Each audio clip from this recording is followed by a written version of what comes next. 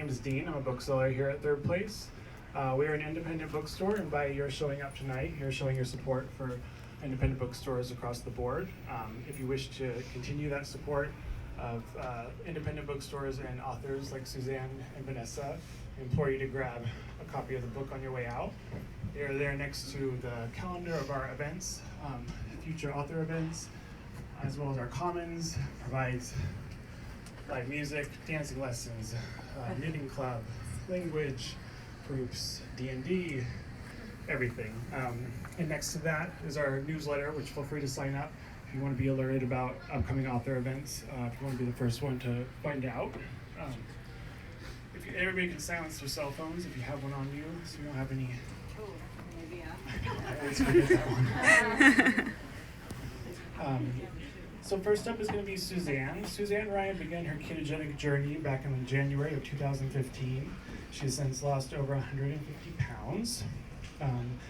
She has run both a blog and a YouTube channel, both named Keto Karma, where she has offered tips, guides, and encouragement to those wanting to reach their own weight loss goals. She does the same in her book, Simply Keto, which she's here to discuss tonight. And after her will be Vanessa Spina. Found her own success with the ketogenic way, prompting her to start her business, Ketogenic Girl, through which she has offered meal planning and counseling to thousands who seek a successful ketogenic experience. She's here with her new book, Keto Essentials, which she will be discussing. But first up is going to be Suzanne. We're each going to talk for maybe around 10 minutes, and then we're going to open it up to questions. So I'll help you welcome Suzanne Ryan. Thank you. Do you guys prefer the mic, or do you like just regular? How you like the mic better? No, you don't like the mic? I don't like the mic either. Can you guys? You guys can't hear? Okay, they can't hear. Sorry. Okay. Whoa, you can hear now, right? Alrighty. First of all, I want to thank all of you guys so much for coming tonight. It means so much to get face-to-face and meet all of you. Having this support system in this community is absolutely priceless, and it's just really cool to connect with all of you in person. So those who don't know me, my name is Suzanne Ryan, also known as Keto Karma. And basically, my weight issue pretty much started when I was younger, and basically, like, my parents got divorced, and we really didn't have a good knowledge of nutrition. It wasn't really something that we talked about at home. And when my parents got divorced, we pretty much grew up with my dad, and he was not into cooking at all. We were on a very limited income, and basically he just did a lot of the convenience foods, a lot of the processed foods.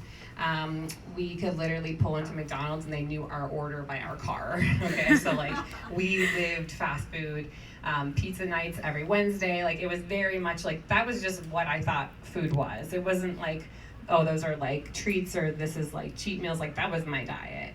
And on top of that, we really didn't drink water, which now I'm like, wow, like, that's kind of a red flag there. Like, we would go months without drinking water. Like, breakfast, lunch, and dinner, I would drink like Coke or ginger ale, like total Golden Girl drink. So basically, I started my first diet in middle school, because around that time I was like, wow, my weight is actually making me like feel like kind of like I don't belong, and I couldn't shop in the same stores that like my friends were, and it was just kind of like I was starting to be made fun of and teased, and so I was like, all right, I have to do something about this. So this is pretty much where like my love affair with like starting a diet, sticking to it for a couple days, and then stopping it, and then ultimately kind of gaining more weight with each one and losing more hope with each one as well. So ultimately, I kind of ended up just like, food was my comfort, and with each attempt, I would be like kind of just giving up hope, and I would turn to food, and it was kind of perpetuating the issue, and my weight was just increasing and increasing, and ultimately, at my highest weight, I was around like 312 pounds.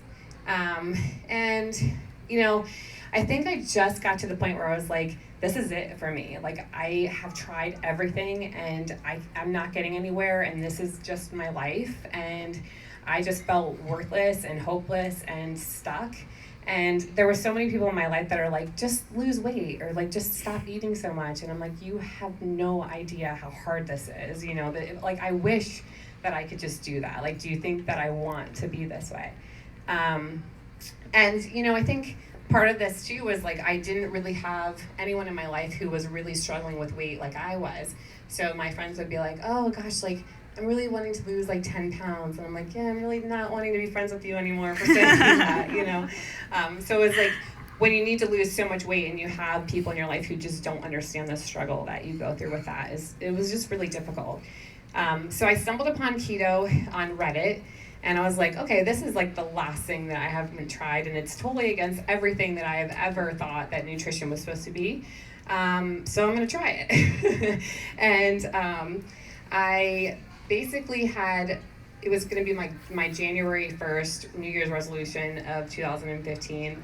And, you know, my New Year's resolution every year was to lose weight. Like, that was always my thing. And January 1st, I started the ketogenic diet, and immediately that day just went off track at lunchtime. So I was like, awesome. Like, so there's more to it than just having like a plan in place. Like, this is when I really started to realize like the mindset and the investment aspects of making a lifestyle change and investing in yourself. So one of my friends called me and she said, I saw this thing online and it really made me think, and like I kind of wanted to tell you about it. And she said, it was like a meme that said, if I had to ask you all the things that you love the most about life and you know, your like the things that you love the most, how long would it take before you said yourself? And I'm like, holy moly, like that's just like, it's such a simple message, but it's so true, because a lot of times we put so many things before ourselves. We have our kids, our jobs, you know, our house, like our friends. We're trying to take care of everybody else, and ultimately we end up being kind of run down to take care of ourselves and to make ourselves a priority. So I started realizing that investing in myself was actually taking care of all of those things that I loved and prioritized even better. And I really started to invest in myself and working on the issues that caused me to overeat and caused me to not follow through and caused me to not take care of myself. So with that, on the 13th of January, I was like, okay, I'm gonna stop waiting for like a Monday or after a vacation or for a New Year's resolution or all these excuses that I have been doing my entire life, and I'm just going to start. So on the 13th, I did that and started the ketogenic diet officially again. And so at first my husband was like, you're absolutely crazy, like this is not gonna work.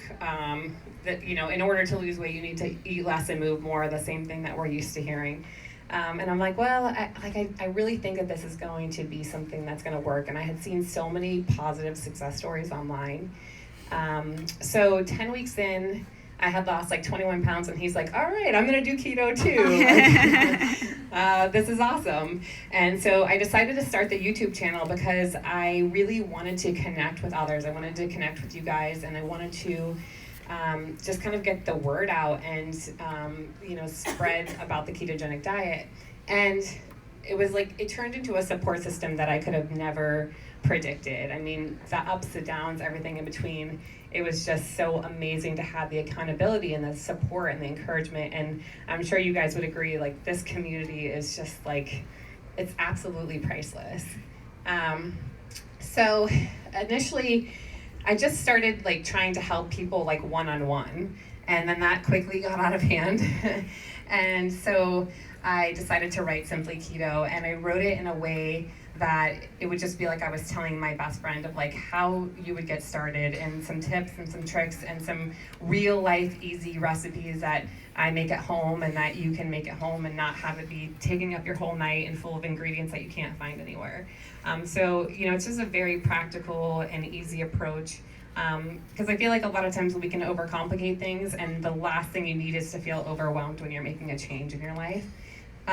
So yeah, that's why I did that, and I hope that you guys have enjoyed it, and we will be doing a Q&A after Vanessa speaks. So if you have any questions and things I didn't cover, we can definitely bounce back to that. And so now here's Vanessa. If you want to keep it going during the Q&A too, then Should I? be great. Yeah, That's all. totally. Just saying we have a Q&A. Oh yeah. Thank you, Suzanne. That was amazing. It's such an honor to be here with you guys, and especially with you, Suzanne. You've done so much for the keto community. I don't know if any of you got to see Suzanne on Megan and Kelly. And it was Megan and Kelly. Yeah, Megan Kelly and Kelly and live with Ryan and Kelly. And she did such an amazing job just showing that what keto is. It's not like this weird thing. It's not this bizarre way of eating. It's just a really healthy way of eating. So just to start off with, how many of you here know of keto or have been doing it yourselves for maybe like 6 months or more? Wow. I think that is the most I've seen it in any city. This is the last city for me on the book tour, but how many of you are brand new to keto, so you just kind of heard about it and you're just wrapping your head around it? Okay, so it's still like a sort of a 50-50 split. So I'll give a little bit of background on myself, and I'll talk a little bit about why keto was the one thing that worked for me, and one things that has worked for a lot of people where other things haven't. Just getting my notes out here. And what it really comes down to, why keto works to me, is really two reasons, and that is the endocrine theory of weight loss, which all has to do with our hormones, and also the autophagy that comes naturally from intermittent fasting through keto. So just a little bit about my background. When I was looking, I was searching for so long, it seems like, for something that would work for me. When I was in my 20s, I never felt good, and I was a raw vegan. Anyone here tried veganism? I tried to be a raw vegan for about 10 years, and I tried every single diet there is out there. I juiced, I smoothied, if a new diet book came out, I did it and I tried it. There were two main reasons for that. One is I was carrying an extra 40 pounds on my body that I just wasn't very happy with. But also I had a lot of chronic pain from chronic inflammation, which I didn't understand. So I remember going to visit my parents and my dad looking at me and going, "You're in your 20s, like, why are you so tired all the time? When I was your age, I was playing tennis, I was on the move, I was doing all this stuff, but you just seem exhausted all the time." And I was like, I honestly don't know why I'm so tired. I couldn't figure it out. So I thought maybe the answer would be in finding a diet that would work for me, that would make me feel better. And I had started to develop chronic inflammation in my hands, which was like, I had these arthritic, throbbing hands all the time, and I had developed ulcerative colitis as well. And that had me doubled over in pain a couple times a week for no reason. I didn't understand why or what it was. And I was terrified of, what that meant and what I was going to have to do, which potentially was invasive surgery. So at the time, my husband's cousin had heard of this thing called gluten. And he's like, "I just heard about this thing called gluten. My cousin did a test." He's like, "Why don't you just do the test and see? Got nothing to lose." So I did the test, I sent it away, and it came back, and it was off the charts positive. I was still trying to understand what gluten was, because I was eating a very high carb, low fat diet because I really thought that was the healthiest way to eat. So I said, I'm going to try this for 2 to 3 weeks and just see how that goes. And within several weeks, all of my abdominal pain had dissipated. My hands felt like mine again. And I was like, there is something more to this. I need to keep digging and keep following this. So I did keep digging. I did find paleo, and I found keto, and I gave it a try for myself. And at first I did everything wrong. I ended up gaining weight when I first went keto, which can happen, which was much to my surprise. But I made a lot of mistakes, and a lot of the mistakes I talk about in the book, basically everything I did wrong, because there's so much information on the internet about keto, which is amazing, but it's also super overwhelming, and it's really hard to understand. There's all these contradictory opinions as well, so it's not unless you try it out for yourself. And keto isn't for everyone. I mean, it is contraindicated for some people, so you have to really test it out on yourself and see, is this something that works for my body? It worked really well for me. It's worked amazingly for you, but it's not going to work the same for everyone, so it's really the process of testing things out and seeing how your body feels, and do you feel better, do you have more energy, do you love life more, all of that comes from trying things out. So I kind of equate keto to joining gluten-free and sugar-free together, but it's about a lot more than that. So we were talking about what keto is. On the spectrum of, say, you have high carb, low fat or zero fat diet all the way to low carb, high fat. Keto is really on the far range of that. So it's a diet with moderate protein, healthy fats, and very restricted in carbohydrates. But it's not that you're not eating carbs, you're just eating the best ones. The cruciferous veggies that are the most nutrient dense, the most fibrous, the ones that are going to give you the most nutrients, as opposed to filling your plate with carbs that just don't have as many nutrients in them, because there is no such thing as an essential carbohydrate. We need fiber, but there's essential amino acids and essential fatty acids. So you're building your plate around the essentials that your body needs. And that's one of the reasons it's so effective. So I talked at the beginning about why keto works. Why did it work for me when nothing else worked? And I couldn't understand for the longest time why. I had friends around me who were similar in height and muscle mass, and they could just eat paleo or just kind of go off the carbs a little bit and lose 30 pounds. And here I am, and I look at a sweet potato and I gained fat. So I couldn't understand what it was. Like, I barely could put carbs like that in my mouth. My calories were way restricted. I was doing tons and tons of chronic cardio, like an hour to 2 hours a day in the gym, and I was getting bigger and bigger, and I was hungry all the time, and I was tired all the time, and I was cold all the time, and I just couldn't figure it out. I'm doing everything I'm being told is the right thing. So the reason that these things weren't working for me come down to two major hormones, and this is the reason why keto works for so many people where other things don't work. The first is the thyroid. So when your body, if you go to the gym and you're doing chronic cardio and you're running all the time, or you're a marathon runner, or you're at spinning class and you're spinning, this tells the body that you're being chased by a bear. So it tells the body, she's in danger. I need to shut down T3. I need to shut down all fat burning, because she's going to need that fat in order to get away from this predator. So it tells the body to shut down fat burning completely. And it releases adrenaline and norepinephrine, and that's what we get runner's high from.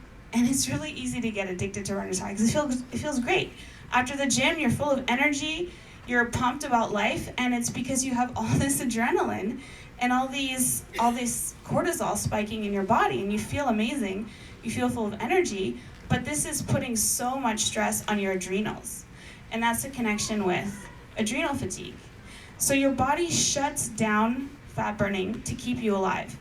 But it's not just running in the gym. It's also poor sleep, not getting enough sleep, having a lot of stress in your life, not taking care of yourself. All of these things add up, and they put stress on the adrenals. And if you didn't sleep well and you have a ton of stress in your life from work or from your day-to-day life, your body's going to think you're being chased by a bear. It's going to think you're in danger because you have all this cortisol surging through your body. It's communicating to the body that you're in danger. You have to preserve fat, block fat burning. And this is one of the reasons that you see people at the gym or working and doing all this stuff. And if you're barely eating and you're not providing your body healthy fats and whole foods nutrition, then your body's also going to think you're in danger. So all these things add up where you have the T3 connection and thyroid. And there's a lot more to hypothyroid. I talk about more of that in the book. The other key hormone and why keto works so well for people is insulin. I talk about this a lot in the book. And what happens when you're eating a high carb, low fat diet is your body, every time you eat something or drink something, even if it's a diet drink or it's got natural sweeteners in it, your body's going to stimulate insulin. And insulin tells the body, store fat. So it's not until you don't have insulin circulating that your body's going to go and access all that stored fat that it stored for you. So it's really the connection between these two hormones and why keto worked so well for me and it has worked so well for so many people is, say you have a sluggish metabolism and hypothyroid, your body's just never going to burn fat unless you almost force it to by going into a state of ketosis. So when you moderate the carbs, like you do on keto, say, it's different for everyone because we all have different bodies, we all have different insulin sensitivity or insulin resistance. But if you moderate carbs that low, keto becomes a fasting mimicking diet. So you get all these benefits that you get when you're fasting. So something a lot of you have probably heard of autophagy. Your body eats all the stored fat that you have, but also old cells. It clears out. It even will eat cysts, like in its search for nourishment. It cleanses your body, and it'll do that on keto. You also will start to spontaneously intermittent fast because your body's so nourished from all the healthy fats, getting all the essential fatty acids, essential amino acids. So that happens too. So those are the main reasons why I ascribe now fully to the hormonal theory of weight loss. Energy balance is important too. You can gain weight if you overeat and eat more than you burn off. But that's really the reason why so much healing happens on a keto diet. You get out of your body's way, and you're then able to restore hormone function to its homeostasis, and your body does what it was designed to do. So it's really amazing to see all the incredible success that people have had on keto. And if you're interested in trying it, you can test it out and see if it agrees with your body or not, or even just lean into it and go low carb. See what works best for you and give it a shot. So that's everything. And there's more in the book and obviously in Simply Keto as well. So if you guys want, we can do some Q&A and answer some questions. Thank you guys.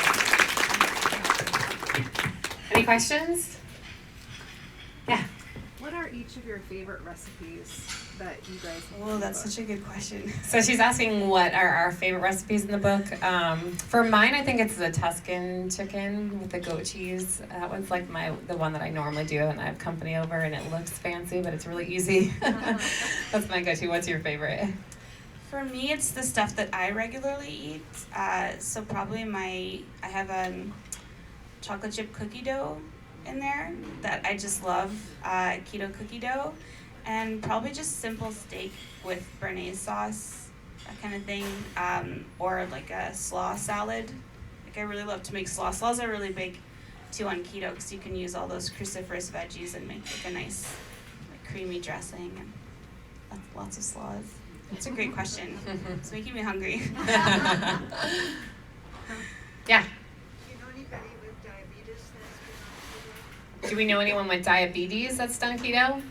Yeah, so a lot of people use the ketogenic diet to help with that, especially people with type 2 diabetes. And there's actually, even where I live in San Francisco, a place called Verda Health that's actually using the ketogenic diet to help reverse type 2 diabetes and get people completely off of their medicines. But yeah, I mean, a lot of people who have diabetes definitely use the ketogenic diet. Are you specifically talking about type 1 or type 2? Type 2, yeah. Would you like to add on to that? Yeah, I have a program. It's the Ketogenic Girl Challenge, and I have a lot of people who are type 2 who've had amazing results with it. Requires doctor supervision, of course. We've also actually seen some type 1 diabetics who manage it, but it's very, very risky for type 1 diabetics because the sugars are so low. But I have seen a lot of type 2 diabetics who've been able to go off their insulin, go off. Some of them are on like metformin. Yeah. So that's a lot of people are using it to just completely reverse it with type 2. It's really amazing to see. Yeah. Yeah. Yeah, this is new to me, and I have high cholesterol. Okay. And I'm on a statin, and I'm just wondering, is there any concern when you have high cholesterol? Okay, so her question is about having high cholesterol and being on statins. So cholesterol is kind of an interesting topic. I think like it's interesting to see how much is unfolding now.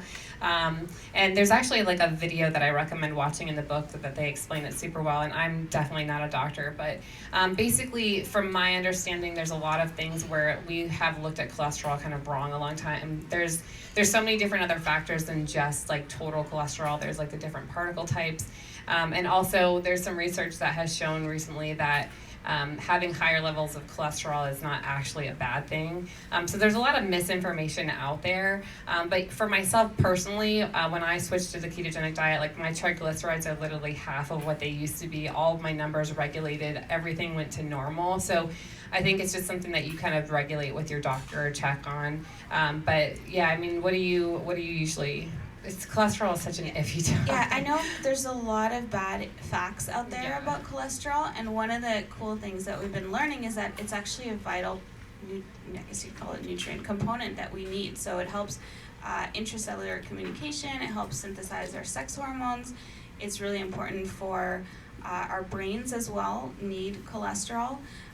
So it's actually a lot more important than we thought, and it's usually an indicator that there's repair happening as opposed to an indicator that heart disease is happening. But Suzanne hit it right on nail on the head when she said the triglycerides, because those are the fats, the blood lipids. Those are the most dangerous because they can cause blockages. And when you have really elevated, persistent, chronic high blood sugar, your body will convert that sugar into fat in order to manage it. And that's when you get blockages. And you get blockage in the chest, and you have heart attack. In the brain, you have a stroke, and in the lower body, deep vein thrombosis. So the triglycerides are what come way down on a keto diet, because you go off sugar, you go off carbs, all these things. But in terms of cholesterol numbers, one thing I have seen is that people's cholesterol can go up in the first 6 months when they're first going keto, and then they normalize after. If you have any thyroid issues and you're rushing into keto, it's one of the mistakes that people make, is going too quickly into it. You have to, if you're staying on a high carb diet, you have to come down gradually, like 5 to 10 grams of carb per week, so you don't shock your system. And if people just rush into it and they have any thyroid issues or other conditions, it can really throw off cholesterol. But it's something you have to discuss individually with your doctors.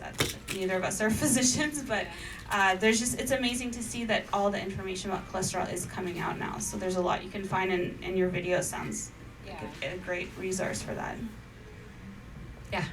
Hi, I got started with keto through Dr. Fung, Okay. and I wondered what you both thought, not about him, because I know what I already think about him, but more about what you think about his concepts of fasting and extended fasting along with keto, especially for diabetes. Okay, so her question is what we think about fasting. Would you like to start?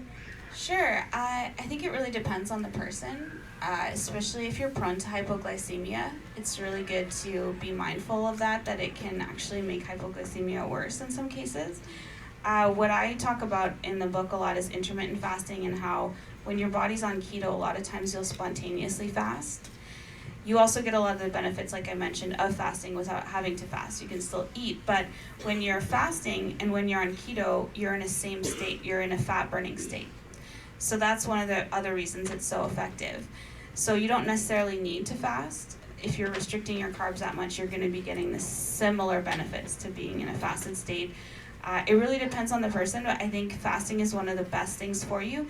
If you do it on a regular schedule every day, you have, say, like on my program, I have an eating window every day of 8 hours, so that's mostly to get people to stop eating earlier in the night, because they've done studies where they haven't changed anything about a person's diet, but just moved the time that they stop eating earlier in the day to, say, 5 or 6 p.m., and they lost weight, and they're eating the same amount of calories. So making sure you don't eat close to bedtime, and that when you eat a meal, you eat it to fullness, to full satiety, and then you fast between the meals. So it's when we're grazing and when we're, I call it nursing all day, you are constantly stimulating insulin. So I think it has amazing benefits. It's just not overdoing it and like fasting all day and then just having one huge meal at the end of the day. That's not going to be really beneficial to you if you do that every day. So that's my take on it? Yeah, so for how I feel about fasting, I think when you do switch to eating ketogenic especially, it kind of naturally happens because you aren't as hungry and thinking about food as much as you normally do. So it kind of naturally happens. For me, from like a weight loss perspective, the only thing that I really have a concern about is when people are doing these really long and extended fasts. Because I do worry about disordered eating.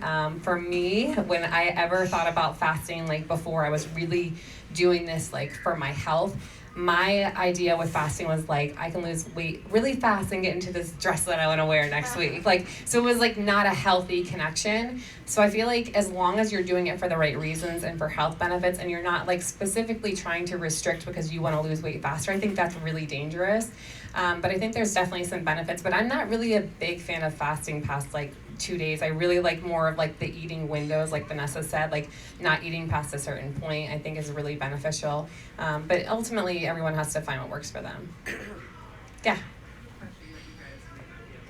Okay. I'm breastfeeding a 4-month-old. Yeah. And I found that eating it very, very low carb, my milk basically Yeah. I'm okay with that kind of because we're, for personal reasons, I have health issues, so that's more important at this point. But I don't know if you can speak to like carbs or any helpful advice you can give surrounding that. The second question I have, and I'm sorry to confuse you because you're going to be different. Can you just share, Suzanne, your most successful tool that you've used in weight loss? Okay, so her first question is about breastfeeding and keto. So basically, we know that you need to eat more calories when you're breastfeeding because your body is going through obviously like another process. I personally don't know about it from like a doctor's standpoint, but for me, like if it was me personally, I wouldn't be making a lot of changes and doing anything super restrictive while I was breastfeeding because I just feel like that's not the time to be making a lot of changes in your body. I think you can still be like lower in carb, but the amount of protein that you're eating and making sure you're getting enough calories for milk production is going to be really important. So I don't think I would be doing anything super extreme or different until after you're done breastfeeding. Personally, how do you feel about that? Yeah, I always tell people the same thing because you don't want to lose weight too quickly when you're breastfeeding because all the toxins are stored in your fat. So if you lose weight, usually when you're breastfeeding, you burn a lot of calories too. So it's done in a moderated way. Just for interest's sake, I do know there are some people who do breastfeed keto, and what they've noticed is that supply goes down and then it goes up after way more than before, but those are just in those cases. So it could just be their genetics or their personal health. But in general, I agree with Suzanne, like it's best to just focus on it after you're breastfeeding because you don't know how it could affect supply, and you don't want to lose weight too quickly while you're doing that. So there needs to be more research done on it, and that's really what's lacking right now. I plan to probably do it partially. I have a keto doctor who's fine. Okay, perfect. Yeah. Yeah. It's funny because a lot of people say like, oh yeah, you lose weight when you're breastfeeding. I'm like, really? Because I did for 2 years and didn't lose a pound. So like, awesome. Thank you. Yeah. And what was your second question? Oh, just your most successful tool. I guess I'm kind of stuck because I've got the 3 kids that are running around. Yeah, no, don't worry about it. I got you. I know how that is. So what's the best like? Like I can't sit at a computer or my app or anything and like clock everything that I put in or whatever. I can't always track. But if that's a successful way to do it, then I'm willing to try. I just don't know if that's necessary. Okay, so your question is basically what is like the most recommended tip for success. So interesting enough, I think a while ago I would have really focused a lot of what I was going to tell you on how you need to be eating, but like through actually going through it, like the thing that I really could tell you more is making yourself a priority and making yourself an investment and changing that internal dialogue in your mind of like, I'm not doing good enough, like I'm not going to be able to do this, I'm not going to be able to change. It's like it's all that stuff that we have to battle, and honestly, like once you kind of get your head right in that and you really see yourself as like a valuable investment, like it changes everything because you no longer see what you're doing as like a punishment to yourself. You see it as an investment in yourself, and you're like, I got this. I'm going to make these livable changes, and sometimes if you just have to even take off a little at a time and just kind of like let that confidence grow, because a lot of us like have tried so many things, and like when we're not successful, we're like, what are we capable of doing? Like, this isn't gonna work. Like, I'm not gonna, even when I started, I'm like, I don't know if I'm gonna be able to stick to this. But like when I had those small victories and I could just build on those, it's like building blocks. And it's like, at first I started with like not drinking soda. When I was able to do that, I'm like, all right, like I was able to do something successfully. That's great. Good job. Like, let's add on to it. So even if you need to start small and then just keep adding on, I think that's great. But I think a lot of it really that we overlook is like the mindset and getting behind yourself and really believing in yourself and walking yourself through it. Yeah. I have been on it for 2 weeks. The first week I lost about 3.5, and I know it's just going back. Yeah. The second week I gained 1.2. And when do you, like the main reason I'm doing it is to stop feeling the hunger and to stop the cravings, because that's what I feel on low fat. Okay. And when do you start feeling those kinds of benefits, and how does weight loss predictably go, or if it's predictable at all? Yeah, so at the beginning, you usually lose fat and water. So most people see a big drop on the scale in the first couple weeks, and then they're like, oh, I hit a stall for 2 weeks, but you're actually burning fat the whole time. It's just that the numbers, because water is so heavy, like 1 cubic foot of water is 62 pounds. So you're just catching up on the scale to the water loss. So you're burning fat consistently. Usually fluctuations on keto, you can fluctuate anywhere from 1, 2 to 5, 6 pounds a week, just based on your electrolyte balance. So, you have to take a lot of sodium when you're on keto to replenish sodium, because there's so much sodium in packaged foods, and in carbs. When you stop eating carbs, your body just drops tons of water. So you have to supplement with sodium, and usually the scale is just reflecting your electrolyte balance, how much water you're retaining. So if you gained a pound, I would most likely say it's probably just the sodium and electrolytes. So you may have lost a lot of water. I wouldn't say that's necessarily fat. The best way to measure, in my opinion, is doing a body composition scan if you can, like now when you're starting, and then do it again in 6 months and a year, and you'll see the fat go down. But the scale, to me, is really just more it's a measure of your body weight, but also it doesn't tell you like how much fat you actually lost. Sometimes it's just the fluctuations.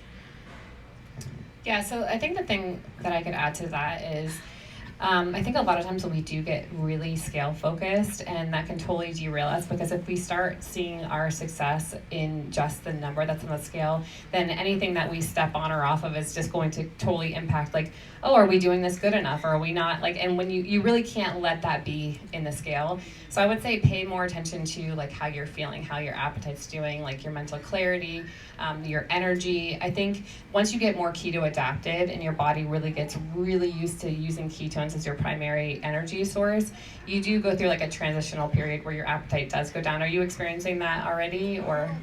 Yeah. I'm not as hungry, and I'm not craving as much. Yeah. It's a little bit, but at the same time, I don't know where I got this idea. Maybe from diet doctors said you don't have to count calories, you don't have to diet, just eat till you're sated. And I'm thinking, well, he doesn't know me.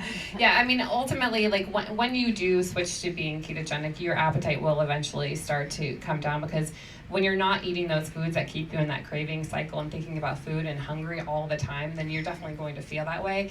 And the further out you get from it, for me, I think it really took me about like 6 to 8 weeks before I really was like, okay, like I definitely feel different. I was feeling a little bit different like as each day was going on. And of course with losing the weight, I was like, oh, this is awesome, but like I definitely started feeling like the benefits of like not being as hungry and not thinking about food all the time, not having the cravings. So I would say like focus more on that and how you're feeling versus the scale. Yeah, I know that's hard. We're so scale focused. Yeah, I just want to add one thing on intuitive eating. It can happen, and it's amazing when you just eat intuitively. But I would say, not to disagree with diet doctor, but personally, I would do that later, like once you're at your goal. Yeah. Because eating intuitively when our bodies are so out of whack from high carb diets and stuff is really hard to do at the beginning. But it can happen. I've seen it happen. People could just eat and exercise well and maintain really easily. But it's just hard to do that at the beginning. So. Yeah, and it's hard. I think it's also hard for me personally. Like, I couldn't really intuitively eat when I was eating high carb because I was just a slave to food. Like, I was like, I'm hungry all the time. I could just eat lunch, and my friends could say, hey, like, you want to go out to lunch now? I'm like, hey, let's go. Like, I'm up for it. So it's like when you do switch to being like lower in carb and ketogenic, like, you really do get to that place where you're like, no, I'm full. Like, I'm good. So I would say just give it some time. Okay. Yeah. Yes. Yes. I have like a 3-part question. So, do you recommend tracking macros and calories and all of that? Okay, let's do one. Let's do that first one. Yeah. Okay, so her first question is, do you recommend tracking and counting calories as well? Yeah, Is that what you're saying? tracking macros and calories and the whole shebang, like on MyFitnessPal, for instance. Okay, so for like weight loss per se, or for just in general? Well, I guess the whole thing, because to get into ketosis, right? You kind of have to. Yeah. Like, So I know think those numbers, right? Yeah, so I think everyone, Vanessa and I even may have different approaches of this, but like it's great because like there really is no one size fits all, and if anyone tells you that, then you have to like kind of like factor that in because ultimately everyone's going to do things differently. But personally for me, it was really kind of like a learning process for me to go through and track and see what I was eating because I had no idea what was in the food that I was eating. So I actually looked at it more as like not trying to like obsessively track everything that I was eating as much as it was a learning process of like what's in the food that I'm eating. And it blows my mind that I dieted my whole life and didn't know about food until I started keto. Like this was really the thing that really made me actually look into what I was eating. And I did track the calories as well because I was overeating and I needed to like relearn like what is a normal amount of food that I should be eating. And then eventually after a year, I stopped tracking. And now I'm able to just kind of like go off of what I learned during that time. But I definitely think, especially when you have kind of like an out of whack relationship with food, it really does help to kind of like recenter, learn about it, and see like kind of what your day looks like eating, like what you should. And then I think you can kind of like go off of there. I don't think that you have to track forever. Okay. Yeah. What do you? I definitely think at the beginning you should track because one of the biggest things is carbs and overeating them. And I don't know if you guys know Rob Wolf. He has a book called Wired to Eat. He's like, it's not your fault. Like, we're literally wired to eat everything in sight. Like, if you see an ad for a big juicy burger, you get this animal instinct to want it and eat it because that's survival instinct. So a lot of us will overdo our carb intake, and then you're thinking that you're maybe doing 20 to 30 grams, you're actually doing 60, 70, maybe more. And it's just interesting, like Suzanne was saying, to learn about the carbs. Like a stack of asparagus has 20 grams of carbs in it. I could eat a whole one of it, but no, if I have 4 or 5 stalks, that's going to be more in line with, doing keto. So it's learning about all those things. I think tracking is really, really important, and also for protein, moderating protein at the beginning. But I also say you can do one or the other. So you can do both the tracking and testing. If you do testing, then you can tell if you're getting into ketosis or not. I talk a lot about testing in the book, about blood testing and different ways of testing and urine testing and breath testing. But you can tell that way. And you can also just use the tracking. But definitely when you're starting, I really recommend it. Okay, so the second and third part, real quick. So on MyFitnessPal, like I've been trying to do it, but when I put in the carbs, it doesn't, because if like the asparagus is like 20 carbs, but then there's some fiber in there, then you can deduct that, so then it's actually like less carbs, right? Yeah, But that's a net carb. Yeah. Right. So then technically you still have more carbs that you could eat, right? Like you said. So this is some people. Does that make sense? Some like if yeah. you So deduct the fibers, yeah. then So some people choose to count net carbs and some count total carbs. I think that I personally do net carbs, but what I try to do is I keep the focus on like more whole food based things. So I think where people can go wrong is going too far on the processed side of like, there's like low carb wraps that like, they'll be like, oh, this only has like 6, but like it's sketchy, and some of the nutrition ingredients you really can't trust. So you have to be careful. I think it's okay to have convenience food sometimes. I mean, I think that we need to have a realistic approach.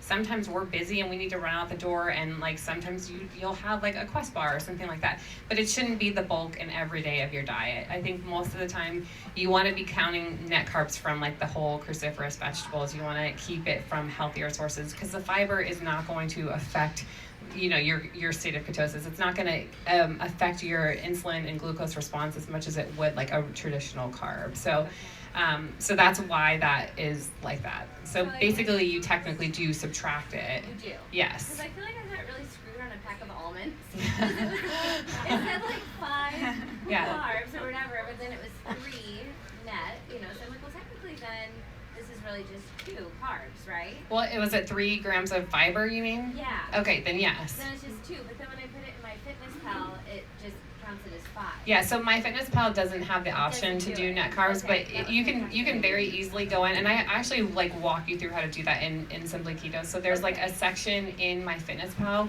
where you can like go in and track change what you want to track, and fiber can be one of those. Okay. And then you can just easily do the math yourself. It should be very low. 20, it's like you really want to Yeah. make sure, Yeah.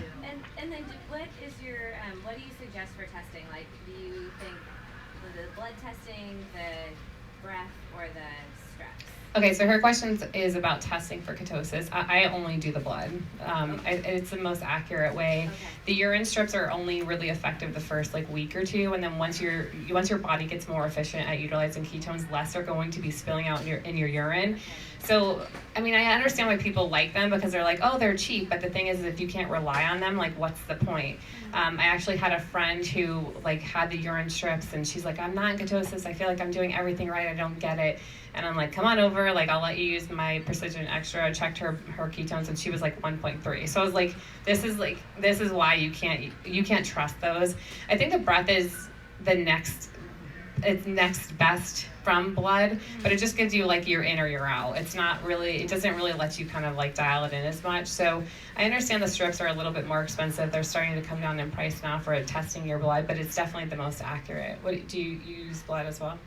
Yeah, just on the net carbs thing, I find that in the book I talk a lot about how I personally do total, but I do find that it depends on the person. So if you're getting great results doing net, then keep doing net. Okay. But then if you're not, then try doing total, because sometimes you could be going just too high. Like you could think you're doing 30 and you're doing 50.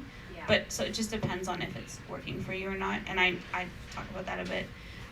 So with the testing, I always recommend blood. I test blood myself. One way to keep the price down is by just testing your blood glucose every day and testing ketones just once in a while. Because your blood glucose and your ketones are inversely correlated. So as long as your blood glucose is in a certain range, your ketones will be high. And if they're up, like for example, like if they're 90 and below, then that's going to mean usually that you're in a fat-filled state, and your ketones are going to be high. And you'll see when you test your ketones, they're correlated. And then if you're above 90, usually means that you're in a glucose burning state dominantly. So you can just test blood sugar, and I just test once a day in the morning fasted. After a while, you don't test at all. Like I'm testing right now because I've been traveling. I'm eating all kinds of different things than I usually do. So you also don't need to. Eventually, you figure it out what works for you, and we tend to eat the same meals every day too. So. And I actually didn't test like the first 6 months that I was doing keto, because I was like, I don't need to complicate any of this. Like I just need to work on sticking to one thing at a time. And I didn't want to let that like sway of like, oh God, here's another thing that I'm like, are these numbers okay? Like I just didn't really want to focus on that. So I would say like that's something that like you don't necessarily have to do at first unless you really have a desire to. And I just feel like she's mentioned, like after a while, you do just kind of end up checking like randomly. But it's good to know that they are generally lower in the morning and then higher in the afternoon. So if you are testing day to day, it's good to pick a specific time, like at 2 o'clock, and then compare like to each time of the day around a similar time, because you're going to check at 2 and then check at like 8 a.m. You're going to be like, why did my levels drop? Where ultimately it's lower in the morning. Yeah. Yeah, and just one last thing I wanted to add is, I tell a lot of people too, you don't need to test. It's just like, if you don't want to, if like I was terrified of testing my blood. Remember the first time I ordered the kit, I was like, I'm probably gonna do this. And I did it, and I ran out of the living room into my husband's living room. Our in-laws were there, and I was like, it didn't hurt. Like, I was so amazed that it really, like, you don't really feel much. But if you don't want to for any reason, you can use other things. You can use the way your clothes fit. You know, you can use a scale if you want to. For me, I have one pair of jeans. I know when they feel amazing and when I'm barely buckling, like there's a big difference. But then if say you're frustrated, you're like, I'm doing everything by the book, I'm not getting those results, then I would say definitely test like you did with your friend. Yeah. And then you just know exactly if you are or not. Thank you. Yeah. So I was on the keto for a couple of years, and the social situation messed me up. My birthday or someone's birthday, Yeah. and I'm like, well, I'm not gonna have a cake. Like, I don't wanna. How do you guys deal with that? Because then I'll eat my own birthday. Keto cheesecake. Her question is how do you deal with doing keto while going to different social events and having things like cake and stuff? Do you want to start? I was gonna say, I mean, I'm between our two books, I mean, you have so many muffins, cakes, treats, and the thing is, like, when you bring weird diet food to parties, like, no one likes it, but everyone loves keto diet food, like, I know. like keto treats, because they taste amazing. Like, it's full of flavor. Fat is where all the flavor is. So, like, you can bring all those treats to parties and people will never even go like, is this like special or weird or keto or whatever. It's just like, no, they're just cupcakes, right? Like, it's just cheesecake. So for me, it's just being prepared and bringing those things with me and not apologizing for it. Like, you don't have to apologize to anyone for living this lifestyle. Like, I want health, it's important to me, I'm doing this for me, and these are my keto, cupcakes. Like, I think also to add to that, like, your tastes actually really do change, which is something that I would have been like, I don't really know if I agree with you, like, a couple of years ago. But now, like, if I even like try a bite of like cake, I'm like, that is like so ridiculously sweet, and then like how sick I feel afterwards, like my stomach gets like really sick. So to me, it's like not that hard. Like, my taste literally did change, and like I said, I know that sounds crazy, but like, you really do. Things start to taste like really super sweet to where like you don't really enjoy them as much as you used to. Like, for example, even with like strawberries, like I used to never eat strawberries unless they had like sugar sprinkled over them, or like I grew up in South Carolina a little bit, and like we had syrups and stuff all over everything. And now, like, if I eat like a regular strawberry, I'm like, this is so sweet. So like, I think you do have to kind of like let that change happen as well.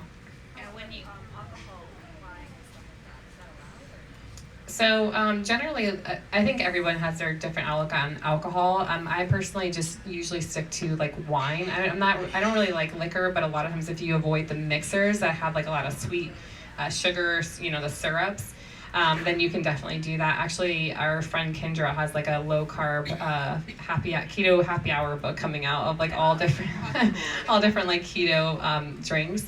But I mostly stick to like dry red wines and just skip any kind of like dessert wines like Moscatos, anything that's really sweet. But yeah. I'll do like vodka soda with lime, or I just get like what I call it real skinny girl margarita, just tequila, the soda, and lime or lemon juice. When I used to have sweeteners as well, like I would get those like you guys seen those little stir squeeze bottles that are like flavored stevia? You can get like pineapple, coconut, and you put it in with soda and vodka, and it tastes like a pina colada. So you can just take those with you too. Yeah. What about young children? Do you recommend that young overweight children go on keto? Okay, so her question is keto for children. Do you want to start? Yeah, I think as long as there's a physician involved, especially a keto or low carb physician, I think it's great. I think I personally plan to raise our children completely keto because I believe it's the optimal nutrition.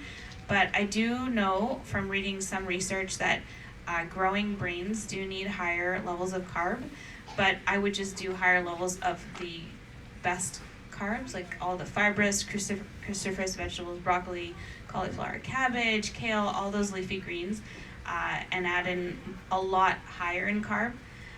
That would be my personal approach, but if a child is obese, nice. That's awesome. And babies are coming to the world in ketosis, and breast milk is keto, which is amazing because it's optimal nutrition. It has the highest biological value, like up there with eggs, because it's giving a new baby everything that it needs to grow. So transitioning your child from breast milk to keto, it would be like very much in line with that. But there is some research that you do need to have higher levels of carb for the brain development for babies as well. So yeah, and I think also I did see some research that showed that maybe protein wouldn't need to be as moderate with the children as well. So I think it's definitely something that you'd want to find a physician who is actually like supportive of keto and find their approach with children. For me, like with my daughter, she is not full keto, but she does eat lower carb in general. And I think just through like teaching her things and giving her kind of like an outlook of nutrition and letting her actually learn about it, because it's something that I didn't have, was really important to me. But I also let her be a kid too. Like I kind of feel like you have to find this balance. Like I remember before I had kids, I was like, oh, I'm gonna have all this like structure and stuff so she doesn't have obesity and like she doesn't deal with this stuff. And I'm like, all right, kid, like you're at a birthday party with your friends, like go have a cupcake. Like I just kind of feel like we do have to have a little bit of a balance of like letting them be children and not having them be like ridiculously obsessed with food, because I feel like that could actually go the other way where they're like hiding food from you. But it's actually kind of funny because my daughter's school actually had like a day where they had all the kids in, and they were like, all right, we're gonna have this food, like all this food in this basket. We want you guys to separate like what's healthy and what's not healthy food. And I was like, oh God, I can't wait to hear about this later. So when I got to the school later, they're like, so Olivia's the only one in the class who put the whole grain bread in the not healthy pile.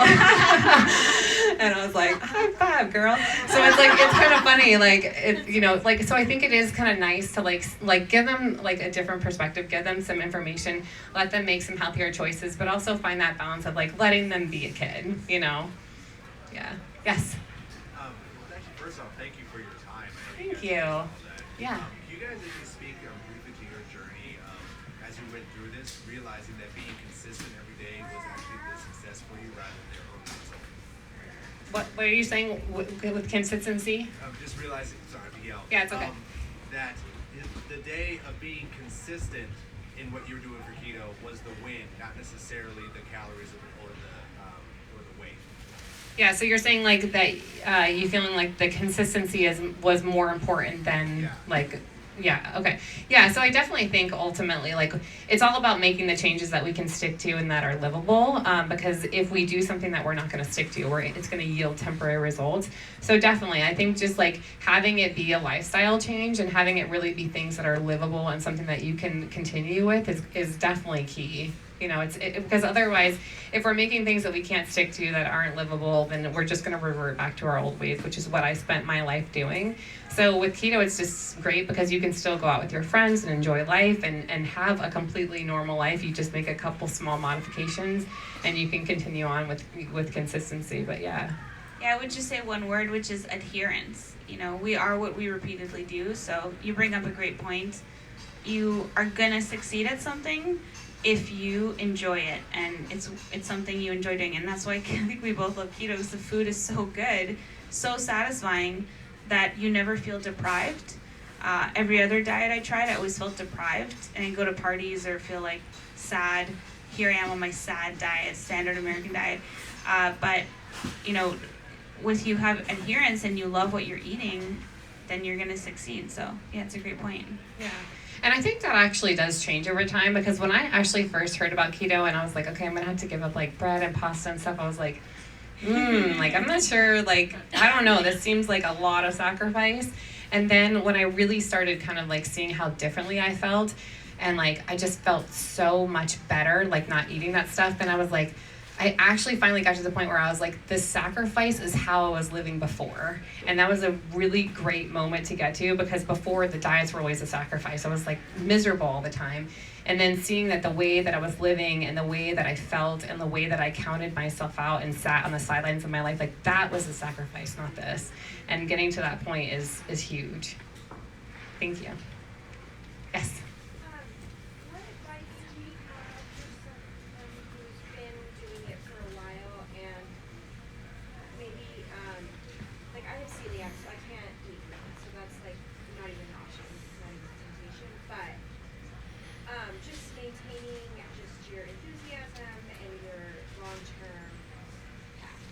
And also like, if you are at a point where you're like, I could lose 5 or 10 more pounds, but I'm also gonna get here. You know, like, so what? Okay, so your question is, how do you maintain the enthusiasm and what to do when you kind of get into like the lull of like kind of been doing it for a while? Yeah, or if you really do want to like have another break, like have another weight loss thing. Okay. Yeah, I mean, I think one of the most important things, and I'm sure Suzanne would agree with me on this, is community. We've found such an amazing community with keto, and there's such a huge online community, and that keeps me going all the time. It's like I go in my Instagram feed and I just see all these amazing keto recipes and creations. I'm like, I want to make that. It keeps things